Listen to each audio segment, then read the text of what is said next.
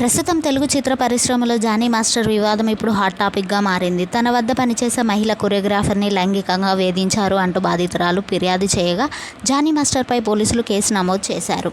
అయితే Johnny master జనసేనలో యాక్టివ్గా ఉండేవారు.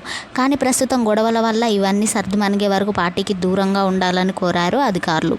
ఒకవైపు జానీ మాస్టర్ కోసం పోలీసులు గాలింపు చర్యలు చేపడుతున్నారు.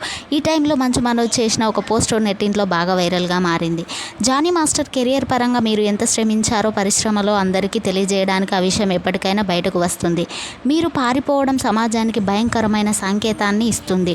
మీరు ఏ తప్పు చేయకపోతే పోరాటం చేయండి, దోషి అయితే అంగీకరించండి అంటూ పోస్ట్ చేశాడు మంచు మనోజ్.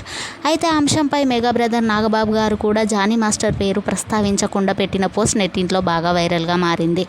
నేరం నిరూపితం అయ్యేంత వరకు కూడా ముద్దాయి నిరూపరాదే అనే ఫేమస్ కొటేషన్ను తన ట్విట్టర్ ఖాతా ద్వారా షేర్ చేశారు నాగబాబు గారు.